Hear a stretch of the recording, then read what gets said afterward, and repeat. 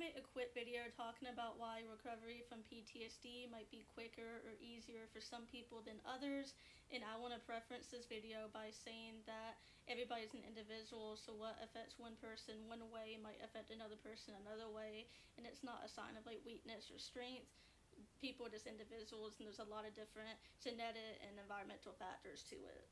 One thing that can affect somebody's recovery speed is when the trauma happened. Trauma is bad no matter if it happened in your childhood or adulthood. I'm not trying to say otherwise, but obviously a trauma happened during your formative years of life when you were still developing, when your core beliefs are still developing, how you see yourself and other people and the world around you is still developing. It's going to affect you a different way than if it happens in your adult life after you have already formed a lot of your core beliefs, after you already kind of have a sense of who you are and who other people are and what the world is like. It's going to affect you differently than if something happens during your developmental years. Another thing that affects recovery speed is whether or not you have a support system.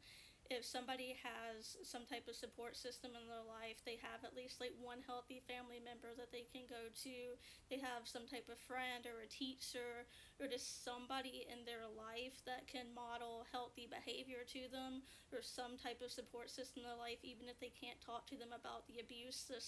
If they have somebody healthy in their life, having a support system or having somebody who can talk about the abuse with and help process it with, that affects recovery a lot too.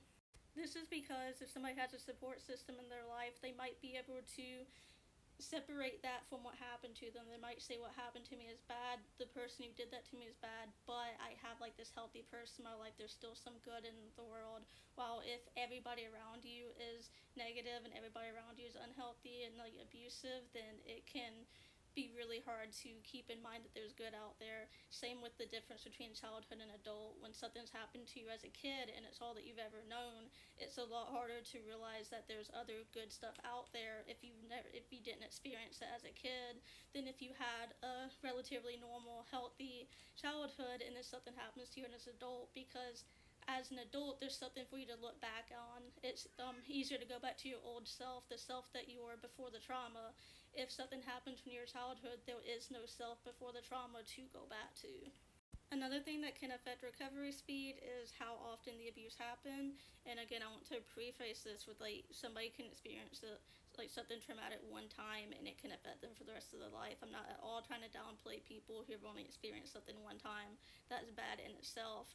But experiencing something multiple times and it being more repetitive can sometimes be harder for people to recover from, or take longer for them to process it, because there was no type of like stability, there's no type of safety.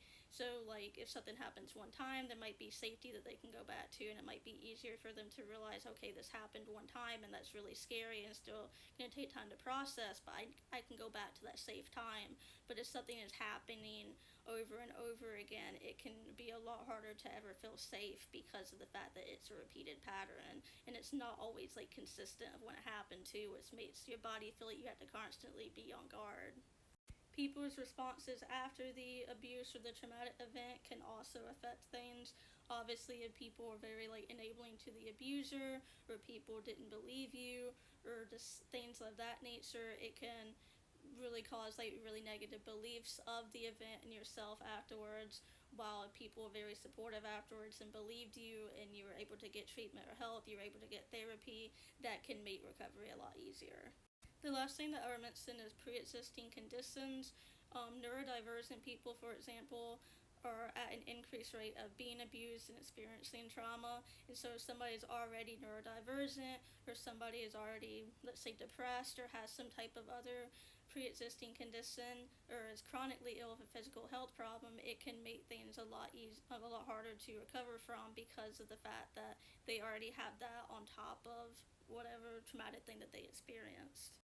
At the end of the day, please remember that how people respond to trauma is valid and everybody responds differently. There's not a right or wrong way to respond to trauma, and that the way that you responded isn't necessarily a wrong way. Same with your recovery speed. Just because you recovered either fast or slow from it, there's not a right or wrong amount of time it takes. It just is whatever you need to feel better.